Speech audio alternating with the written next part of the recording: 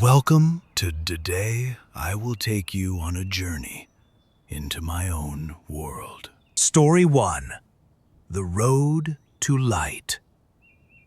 In a small, quiet village nestled between emerald mountains, where the sound of rivers could be heard murmuring their gentle songs through every season, and where the fragrance of rain-soaked earth filled the air with a perfume no words could adequately capture, there lived a young man named Joseph.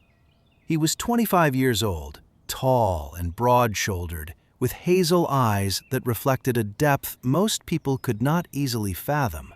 He had worked in his father's fields since childhood, growing grain and tending sheep, but within his heart, he carried a dream far larger than any harvest, a dream he painted in his imagination every night before sleep came to take him away from it. Joseph was not an ordinary farmer by any measure.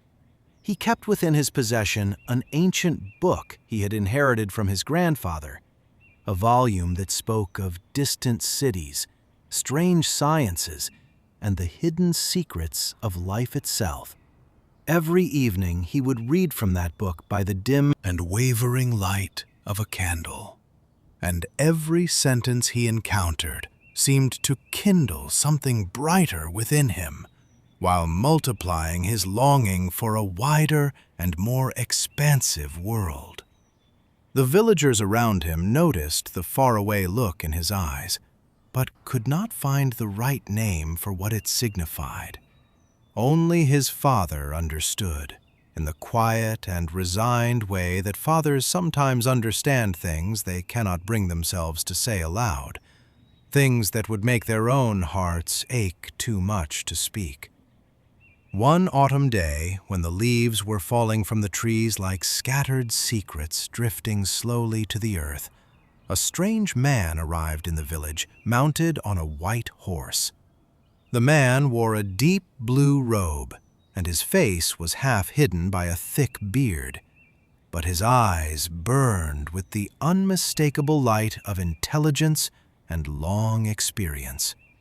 He dismounted at the house of the village elder and requested shelter for a single night, offering only his story as payment for the hospitality. That evening in the elder's sitting room, the man spoke of his long journeys across the world, of the cities he had visited, the books he had studied under candlelight and moonlight, and the wise men he had been fortunate enough to meet along the way. Joseph sat in the corner of the room and listened with a hunger that surprised even himself, absorbing each word as dry and cracked earth absorbs the first rains of spring. When the man finally finished speaking, he turned and looked directly at Joseph for a long and deliberate moment, then said in a calm and measured voice that seemed to fill the room without effort, "Are you the keeper of the ancient book?" Joseph straightened from his slouch with a start, his heart beating suddenly faster. How could this stranger know anything about the book? He answered in a voice that came out barely above a whisper. "Yes, it belonged to my grandfather." The man smiled broadly and leaned forward slightly. He said, "I have been searching for that book for many years. It is one of 3 volumes that together form a complete map to the treasury of true knowledge. Alone, each is valuable. Together, they change the one who reads them." That moment, that ordinary autumn evening in a small village sitting room, became the true and irreversible beginning of Joseph's real journey. At first light the following morning, before the village had stirred from its collective sleep, and before the birds had entirely made up their minds about the day, Joseph departed with the stranger, whose name turned out to be Ibrahim. Ibrahim was a wise teacher who had spent 50 years traveling across continents in an unrelenting pursuit of knowledge and understanding. Joseph carried the ancient book with him, along with some provisions, and said farewell to his father, who stood in the doorway with an expression that mixed sorrow with something deeper and more difficult to name. A recognition, perhaps, that his son had never truly belonged to the fields and the gun, quiet rhythms of that valley. Their first destination was the great library of Andalusia, a place said to contain over 100,000 volumes. They crossed mountains, valleys, and stretches of open desert in the weeks that followed. And each night, Ibrahim taught Joseph something new: the movements of stars across the night sky, the principles of mathematics and proportion, the arts of medicine, and the questions that philosophy had been asking since its earliest days. Joseph learned with a passion that seemed to surprise even Ibrahim. It was as though the knowledge had always lived somewhere inside Joseph and was waiting impatiently for someone willing to draw it out and help it breathe. They arrived at the city after a full month of travel. It was more magnificent than anything Joseph had dared to construct in his imagination.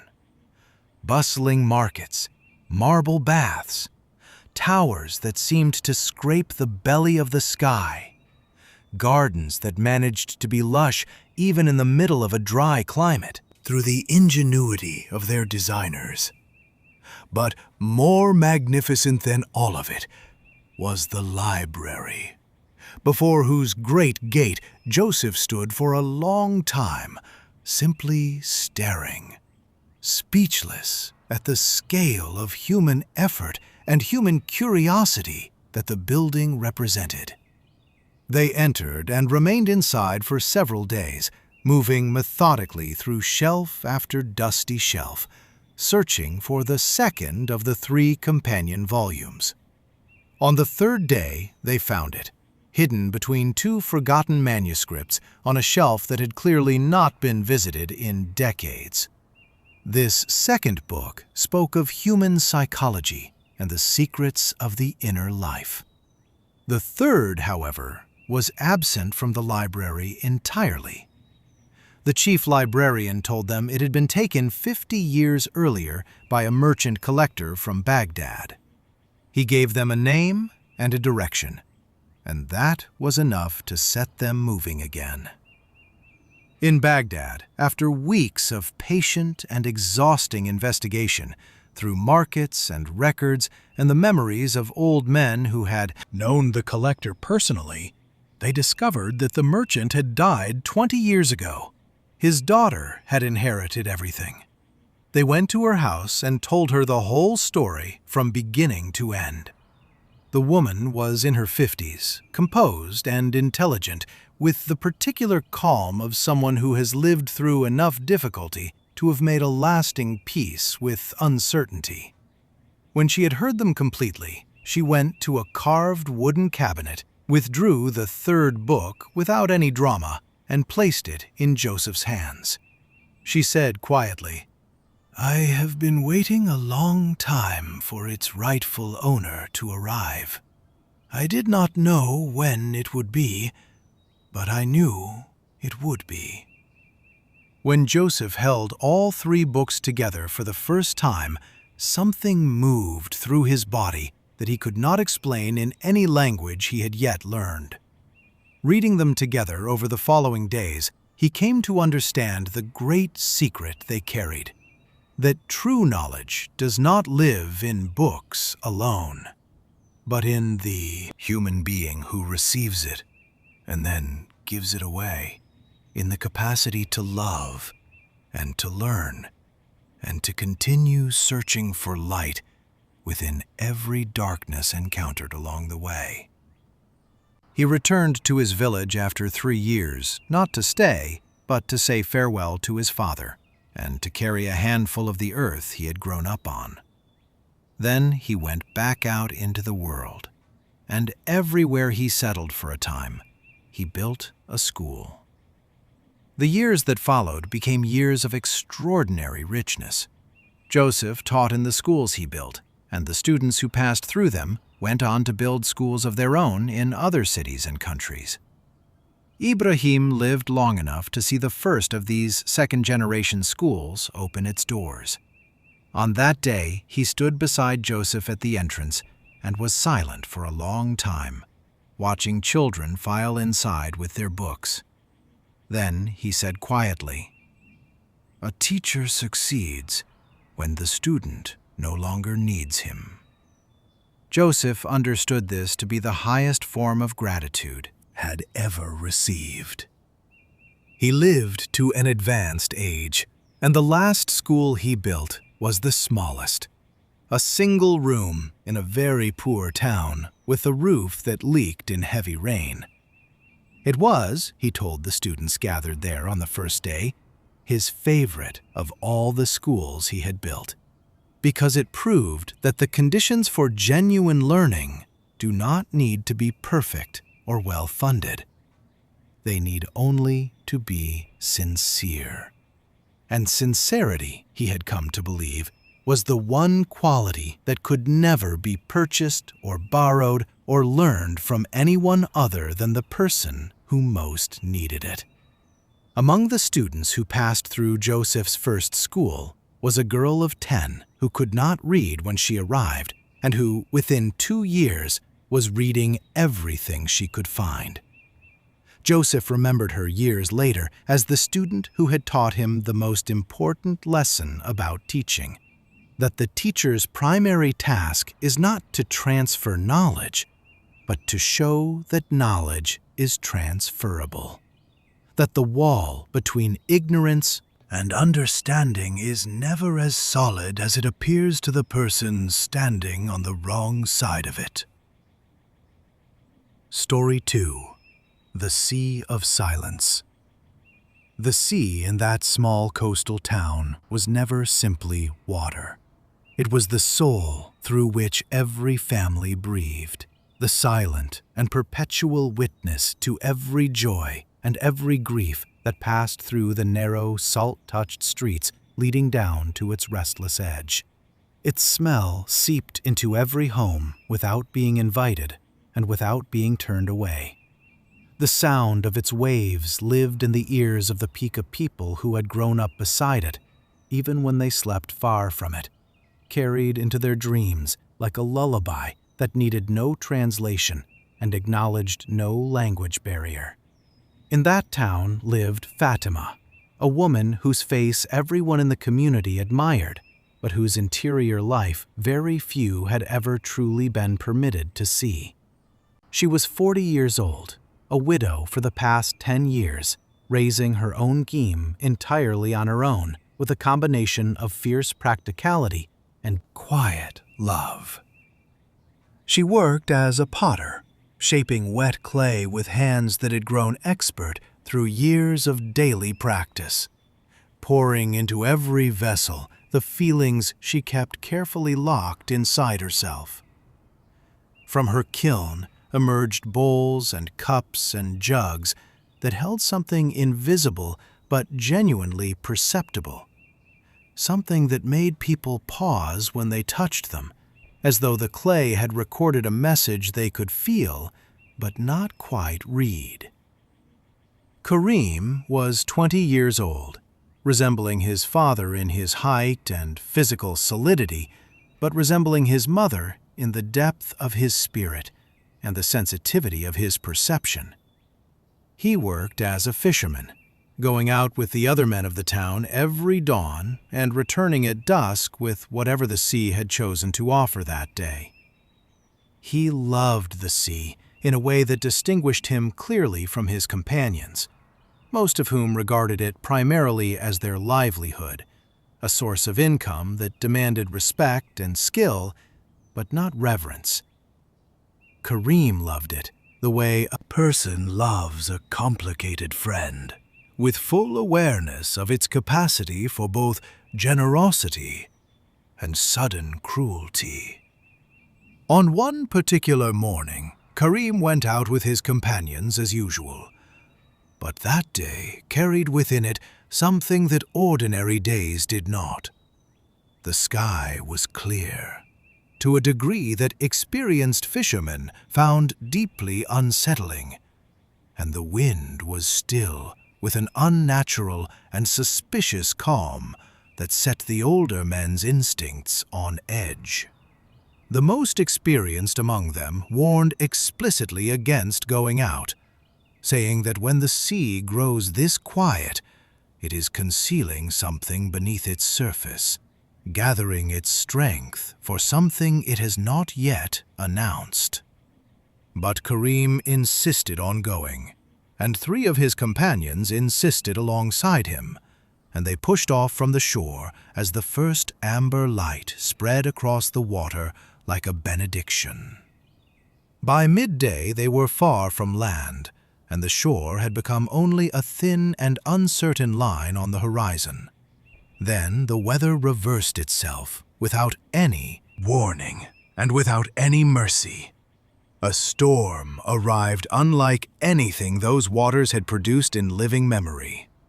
The waves rose to heights that seemed impossible, and darkness swallowed everything within minutes. Their small boat spun through the chaos like a toy in the hands of a careless and indifferent child.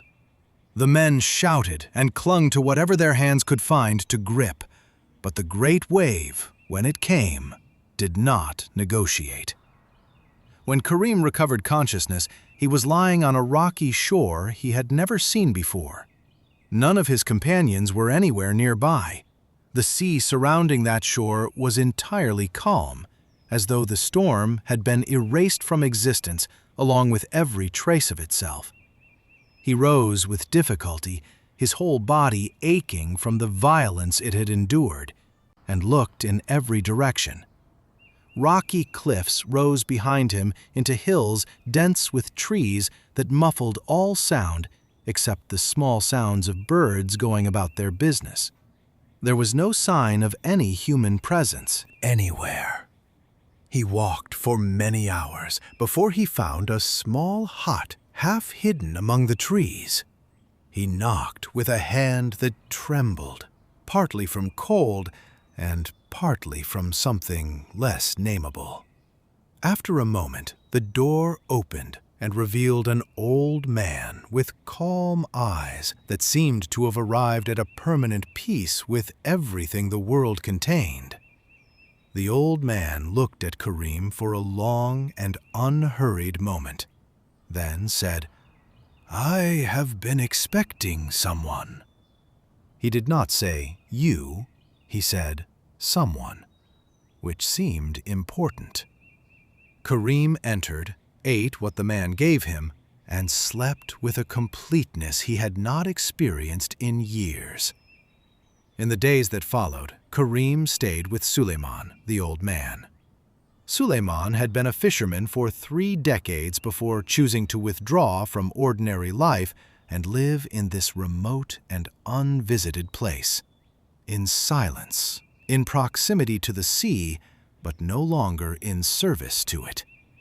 He knew the water in ways that no textbook or accumulated experience could entirely account for. And he understood the language of the natural world in a register that operated below the level of spoken language. Suleiman taught Karim how to truly listen, which turned out to be very different from simply hearing. He said, "People talk constantly because they are frightened of silence. Silence makes them hear what lives inside them, and what lives inside them frightens them more than anything outside. But real silence is not emptiness. It is a different kind of fullness, a fullness that has no noise." He taught Karim how to sit before the sea for an entire hour without speaking, without planning, without remembering. How to receive the voice of a wave as though it were telling a story meant specifically and exclusively for him. 2 weeks later, Suleiman guided Karim to a path leading back toward the town and his life. Before they parted, The old man rested one hand briefly on Kareem's shoulder and said, "The things waiting for you when you return will not all be as you left them. Change will have happened in your absence, as it always does. But the heart you carry is your greatest responsibility. Do not lose it in the noise of what you find." Kareem walked the long path alone, carrying something that had no weight but felt entirely substantial. When he returned, Fatima was standing in the doorway of their home.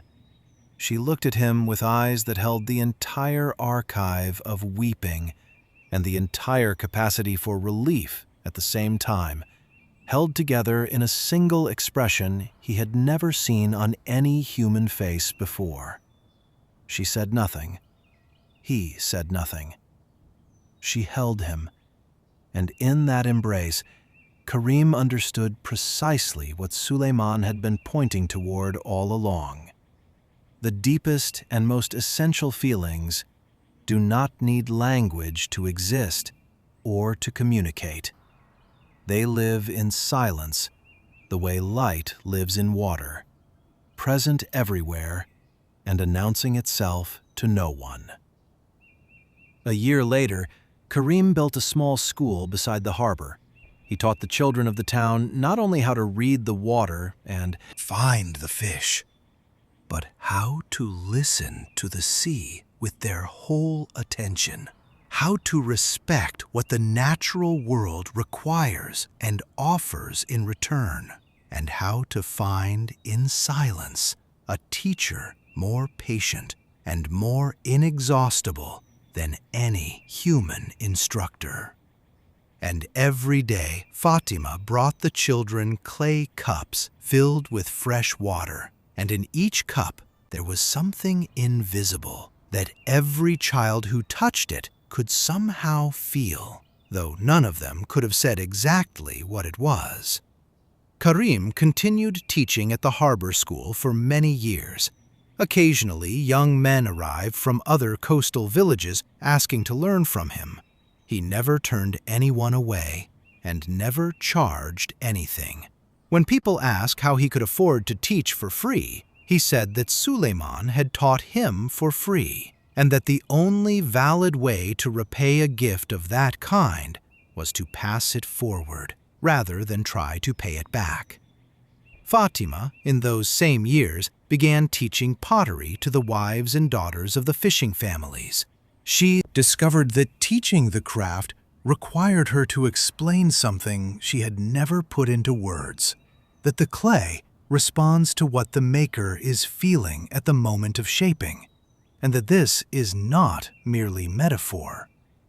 A pot made in anger holds its anger. A pot made in love is unmistakable. She did not know how she knew this. She knew it the way the sea knows how to be the sea. Years after Suleiman's death, Kareem learned from an old fisherman that Suleiman had himself once been lost at sea for 4 days in a storm that had claimed 3 other boats. Nobody had ever discovered how he survived. Kareem sat with this for a long time. He thought about how Suleiman had never mentioned it, had never used his own ordeal to lend authority to his teaching. He had simply taught, and trusted that what was true would carry its own weight without needing to be announced. Story 3. The Forgotten Garden. In an ancient city where memories had settled into the stones of its old walls like slow and patient tenants who intended to remain forever, there was a garden that everyone had forgotten. It lay behind an abandoned house in the oldest quarter of the city, enclosed by crumbling mud brick walls whose upper portions had collapsed in several places over the years, surrendering gradually to the weight of time. Nobody knew precisely when the garden had been planted or who had first cultivated it. It had simply always existed, predating the oldest living resident of the neighborhood by several decades at minimum. Noor found it entirely by accident on a scorching July afternoon when she was playing with friends in the narrow alleyways of the old quarter and climbed a low section of wall to escape someone chasing her in their game. She landed on the other side in a condition of complete and suspended astonishment. What she saw defied every expectation her 12-year-old mind had formed about what might exist on the other side of an old wall in a city. A garden filled with trees and flowers, impossibly green and vibrantly alive, despite the fact that no one had been observed entering it, watering it, tending it, or acknowledging its existence in any practical way. Butterflies in colors she had never encountered moved among the blossoms with a confidence that suggested they owned the place. At the center of it all stood a weathered wooden bench that appeared to be waiting for someone with a patience that had no visible limit. Noor was 12 years old, a slender and observant child with dark hair and eyes wide enough to seem to be always in the middle of absorbing something surprising. She was, by temperament and preference, solitary. She preferred books over games, preferred thinking over performing, preferred listening over speaking in most social situations. She often sat alone in the quiet corner of her classroom with a book open in her lap, while her classmates competed enthusiastically at whatever the current outdoor game demanded. But in that garden, standing still and slightly breathless on her first day there, she felt with absolute and immediate certainty that she was in exactly the right place at exactly the right time for exactly the right reason. She began visiting every day after school, sitting on the wooden bench with her current book open on her knees, reading until the light began to fail. Weeks passed before she summoned the courage to touch any of the flowers. When she finally reached out and let her fingers brush the petals of the nearest bloom, she noticed that each flower seemed to possess its own distinct personality and relationship to human proximity. Some appeared shy, folding slightly inward when her hand approached too quickly. Others seemed bold and curious, stretching toward her touch as though they had been waiting for it. She began speaking to them in a low voice, telling them about her day at school, her private fears, her larger questions about the world, the things she wanted but could not yet name clearly. One afternoon, she found a folded piece of paper on the bench where she always sat. She opened it with fingers that trembled slightly from the strangeness of finding it. On the paper was a single sentence in old-fashioned handwriting that looked as though it had been formed by a hand that had written a great deal over a long lifetime. The garden listens to everyone who speaks honestly. She looked around her immediately, but saw nobody. She searched the garden carefully and found no one.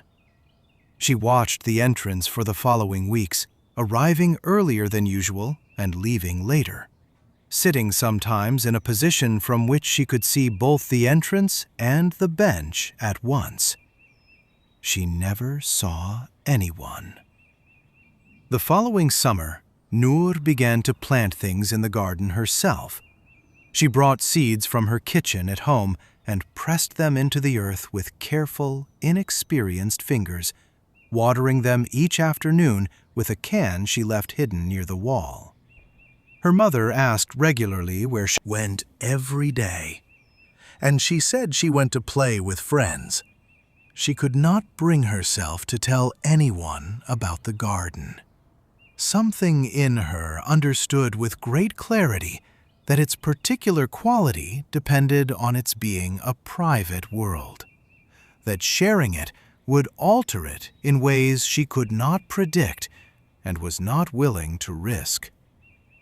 That same summer, Noor began to write. She had always read with intensity, but writing was something she had avoided, as though the blank page represented a demand she was not certain she could meet. In the garden, for reasons she did not analyze, the resistance dissolved. She would sit on the bench, open the small notebook she had started carrying with her, and let whatever was inside her find its way onto the page. The early attempts were short and uncertain, disconnected fragments that trailed off before reaching any conclusion. But gradually, over weeks and then months, the writing grew longer and more assured, more rooted in observed detail, more willing to arrive somewhere. She wrote about the ancient tree in the corner of the garden and what the world must look like from behind those deeply scored, patient, bark-heavy eyes. She wrote about the blue butterfly that was always present and always appeared to be searching for something it had not yet found. She wrote about the bench itself and what histories the grain of its weathered wood must silently contain. She wrote, for the first time, about her father, who had left the family when she was 7, and about the particular shape of that particular absence in her daily life. By the time Noor turned 18 and was preparing to leave for university, she had filled 7 notebooks with stories, observations, and reflections. She had also changed in ways that people around her noticed without being able to account for them. She was more settled inside herself, more able to hold her ground in conversation, less afraid of the judgment of others. She enrolled in the university to study creative writing, and her professor noticed her gift during the first week of classes, something specific and unusual in the way her writing made invisible things visible and made familiar things newly strange.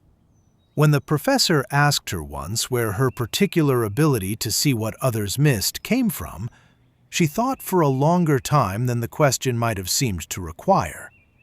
Then she said, "From a garden that taught me that silence is not emptiness, that every living thing carries a story inside it, and that anyone who learns to listen with their whole heart, not just with their ears, will eventually hear what no ordinary attention can reach." When her first collection of short stories was published, she dedicated the book simply to the garden, without further explanation. On the day the book appeared in bookshops, she went to the garden and sat on the bench for a long time in the afternoon light, reading nothing, writing nothing. She found no new paper waiting for her, but she left one of her own, tucked beneath the slats of the old bench on which she had written, "Thank you for teaching me that the place you choose as your refuge also, in its own quiet and unhurried way, chooses you." Her second collection was widely reviewed and translated into several languages. In one interview, she said something she had never said before, that she wrote best when she could hear the garden in her mind, not as a memory, but as a continuing presence, a quality of attention she had first learned there, and that she carried everywhere now, like a portable version of that weathered bench and those particular afternoon shadows. She returned to the old quarter in her middle age to find the abandoned house demolished and replaced by a modern building. The wall was gone. The trees were gone. The bench was gone. She stood where the entrance must have been and looked at the glass and concrete facade for a long time. Then she walked away without feeling quite what she had expected to feel. What she felt instead was something closer to gratitude, which she took to mean that whatever the garden had given her, she had somehow managed to keep. The book Noor published in her middle age, her 5th, was set almost entirely in a garden that did not resemble, in any surface detail, the one she had found as a child. She was asked in many interviews whether the garden in the book was based on a real place. She always gave the same answer. All gardens in all books are based on one real place, but describing it accurately requires every word the writer has ever learned to use. The notebooks Noor had filled as a child became, years later, the subject of a scholarly article about the development of literary voice in young writers. A researcher who had interviewed her for the piece asked whether she had kept the notebooks. She said yes, all 7 of them, in a box on the highest shelf in her workroom. The researcher asked whether she ever reread them. She said, "Almost never." She found it more useful to remember them as a feeling than to revisit them as text. The feeling was of a girl sitting alone in a garden in the late afternoon, listening to everything around her with the full and undivided attention that most people only manage in the first few seconds after waking from a dream. Story 4. The Man Who Fixed Clocks. In a narrow street that seemed to hide intentionally between the interlocking old buildings of Istanbul, as though it preferred not to be found by anyone who was not already looking specifically for it, there was a small shop with a window that years of indoor weather had made nearly opaque. On the glass, in letters that had faded to the edge of invisibility, a careful reader could make out Omar's Watch Repair. The shop was barely large enough to accommodate 2 people without some negotiation of personal space, but it was filled from the worn wooden floor to the low ceiling with clocks and watches of every variety, age, size, nationality, and purpose. A congregation of timekeepers assembled across the span of one long and deliberately attentive life.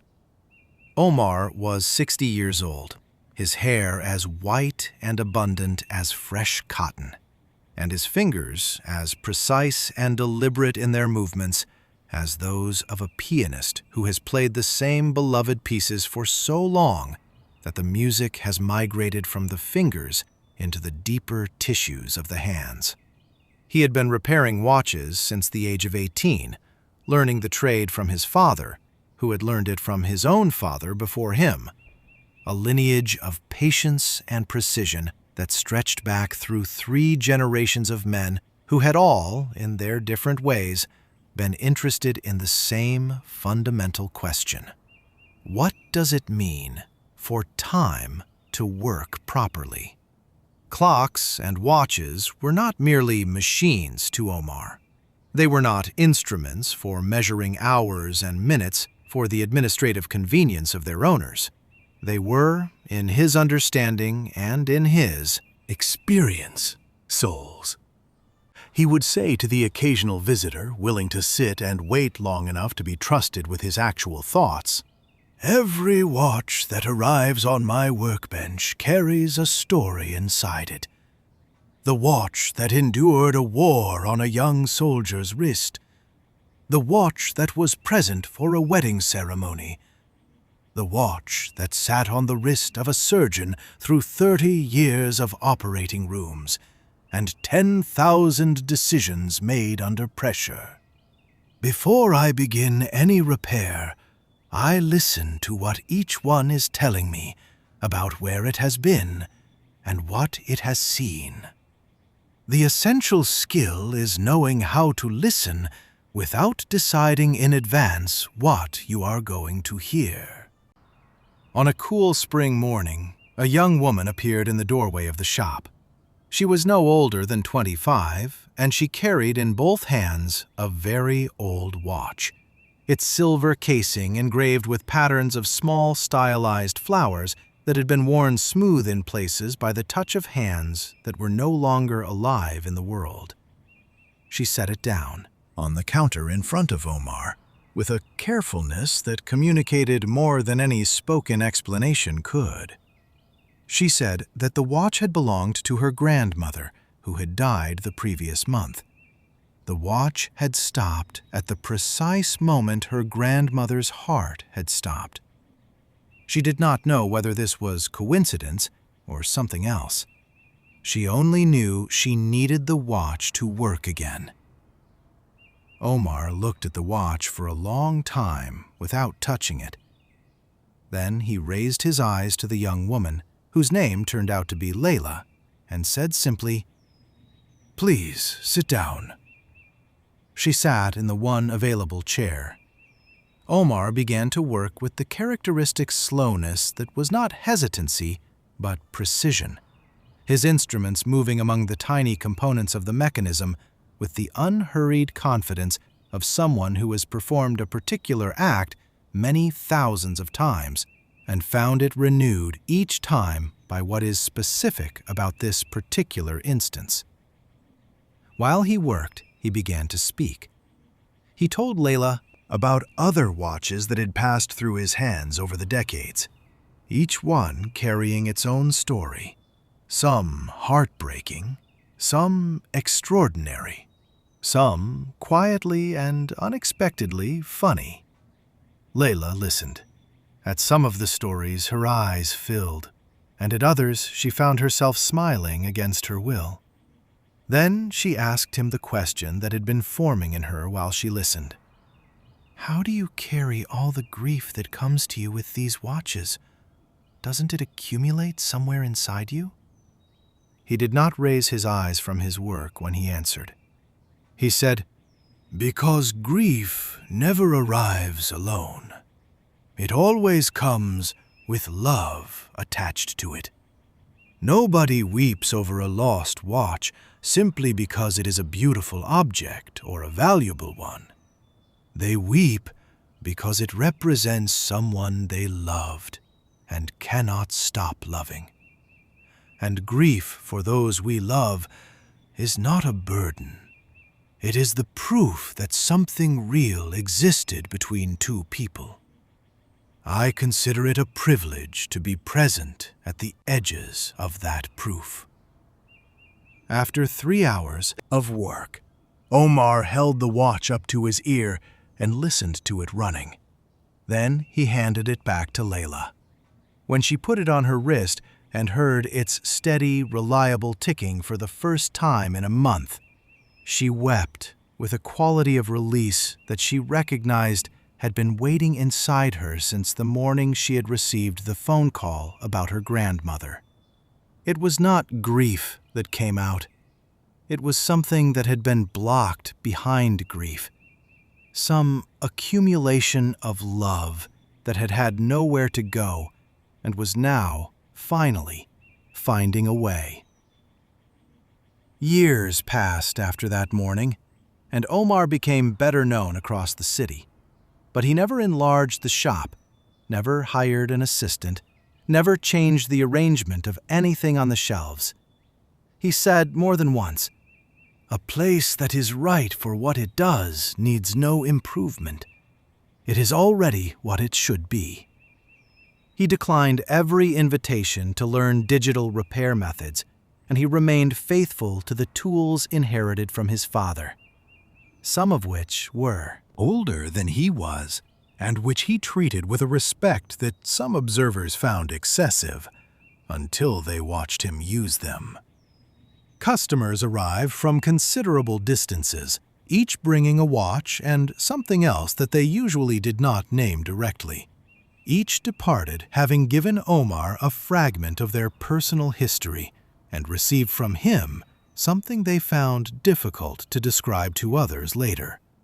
Several of them said independently when asked about the visit that they had gone to have a watch repaired and had come away feeling that something in themselves had also been attended to. When someone asked him what was the single greatest lesson the watches had taught him over the course of his working life, he was quiet for a longer time than the question seemed to require.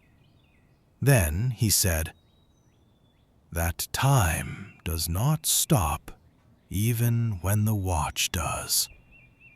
Time passes regardless of whether it is being measured or witnessed. The important question is never how much time you have accumulated, but how much." Genuine living you have managed to fit inside the time that was given to you. Every minute can be empty or it can be full. That is never the clock's decision. It is always and entirely yours. When Omar turned 75, he sat down on a quiet evening with a good pen and a new notebook and wrote what resembled a last testament. He recorded the name of every watch he could remember having repaired over his working life, and beside each name he wrote the story that had accompanied it. The list filled many pages. It was, reading it through from beginning to end, a complete life told through the objects and memories of other lives. He gave the notebook to his son, who had by then been apprenticing with him for 4 years, and said, "This is not a record of repairs. It is a record of the people who trusted me with the things they could not repair themselves." His son Tariq read the notebook from beginning to end on the night his father gave it to him, sitting up until nearly 3 in the morning at the old workbench. When he finished, he understood why his father had given it before retiring rather than leaving it to be discovered afterward. It was not a farewell. It was a beginning. Here is what this work actually is. Now, decide whether you want to do it. Tariq kept the shop exactly as it was. Customers who had known Omar came in expecting change and left surprised. One old woman who had brought her watches there for 20 years said to Tariq, "Your father taught you well." Tariq thought about this for the rest of the day. He was not sure his father had taught him anything specific. He thought perhaps his father had simply shown him, for many years, what it looks like to do one thing with complete commitment, and had trusted that this demonstration would be sufficient. Omar kept every tool his father had given him, and used each until it wore beyond repair. The last to go was a small pair of tweezers he had used daily for more than 40 years. When they finally broke, he placed both pieces in a small wooden box on the shelf above his workbench, where they remained for the rest of his working life. His son asked him once why he kept broken tools. Omar answered, "Because a tool that has given everything it had deserves to be remembered, not discarded." Story 5. The Night That Did Not End. The desert at night was an entirely different world than the one that existed during the hours of daylight. When the sun disappeared below the horizon and the cold began its slow and deliberate advance from every direction simultaneously, when the stars rose in a sky suddenly emptied of competition and appeared in numbers that seemed impossible to anyone accustomed to sleeping under the washed-out skies of cities, the sand underwent a transformation from gold to silver that was complete and quietly astonishing. Silence became a living presence in the desert at night, something that moved unhurried among the dunes and occupied the spaces between all things, with a weight that could almost be felt against the skin. Through that vast and silver desert in southern Morocco walked a man named Khalid. He was 33 years old, a researcher in geography and archaeology working for a university in Rabat. A man who had spent most of his professional life studying landscapes from the controlled and comfortable distance of an office or a well-equipped field camp. His assignment on this particular expedition was to locate and document a site believed to contain physical evidence of a settlement from the 2nd century before the Common Era. He was traveling with a local guide named Hamza, and they had set out together before dawn with every intention and reasonable expectation of reaching the site before sunset. The desert had made no promises in return. The sandstorm arrived in the middle of the afternoon without any prior indication, without the gradual darkening on the horizon that might have given them time to prepare or take cover. Within minutes, the afternoon became a kind of night, and the air became a moving, solid wall of sand that tore at exposed skin and transformed breathing into a deliberate and difficult act of will. The two men lost each other within the first moments of the storm. They shouted each other's names, but the wind took the sounds apart before they could travel any meaningful distance. By the time the storm subsided an hour later, Khalid was standing alone in a landscape of sand that looked identical in every direction his eyes could reach, with no footprints remaining anywhere to indicate which way he had come or which way anything useful might lie.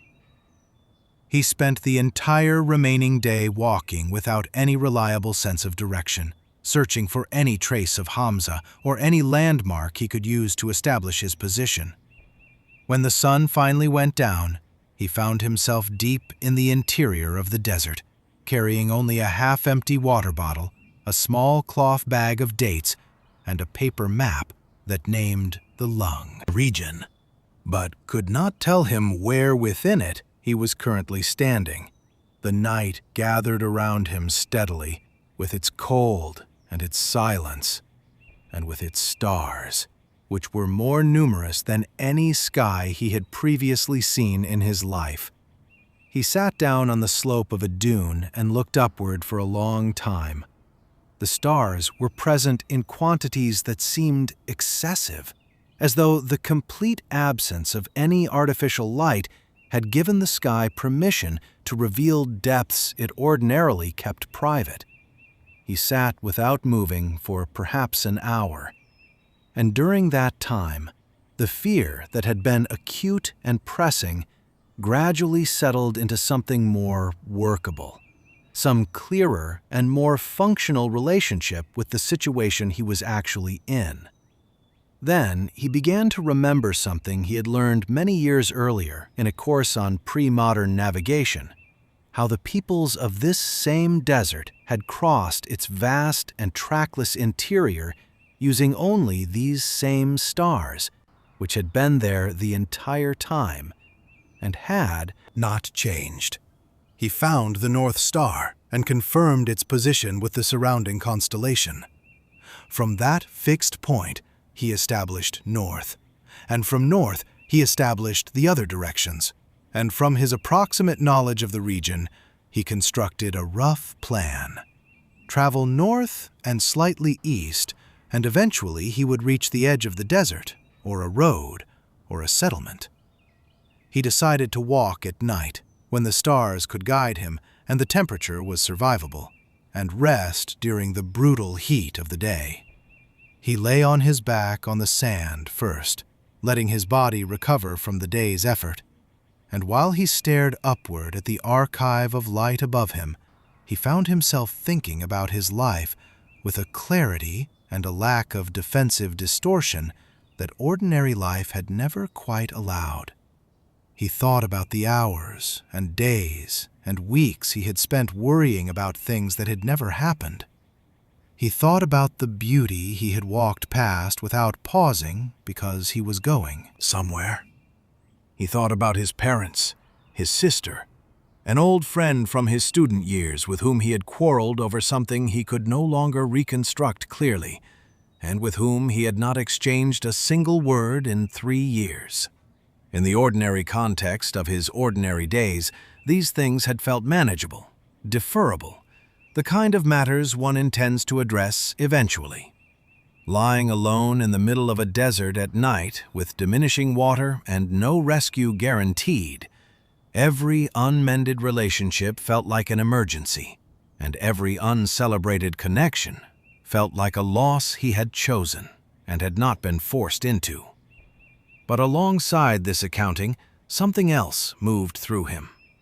There was something in the desert's absolute and ancient indifference, in its refusal to offer any comfort that was not strictly functional, that forced a radical and clarifying presence.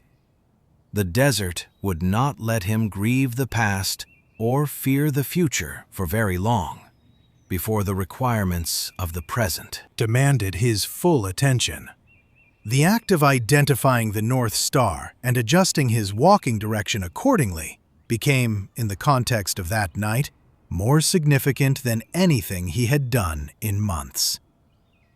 In the gray light before dawn on the third day, when his water was nearly gone and his body was sending messages about its state that were increasingly difficult to ignore, Khalid saw something on the horizon. A dark point, small and ambiguous.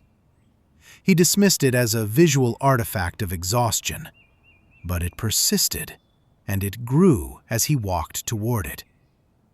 3 men on camels, moving in a direction that would have taken them well clear of where Khalid was standing. He shouted everything he had left in his voice and moved his arms with an abandon that would have embarrassed him in any other context. They saw him. They changed direction. When they reached him and gave him water and food, one of the 3 men explained, in a formal Arabic that Khalid's Moroccan ear could follow, that their group had intended to take a completely different route that morning. One of the camels had veered in an unexpected direction, and they had simply followed the animal, as experienced desert travelers learn to do, trusting the instincts of a creature that has been navigating this environment far longer than any human plan has been in operation. When Khalid finally returned to Rabat, he found that Hamza had survived as well, having reached a small settlement and coordinated a search operation. The 2 men embraced with a feeling that went considerably deeper than relief. That same evening, Khalid opened his research journal and wrote at length. He wrote, "The desert does not teach you how to survive. It teaches you why the effort of survival is worthwhile. It teaches you that in every wrong turn, there may be waiting an encounter that has been prepared for you longer than you have been searching for anything." A year later, he brought a group of students to that same desert and told them his story, without omitting any embarrassing detail.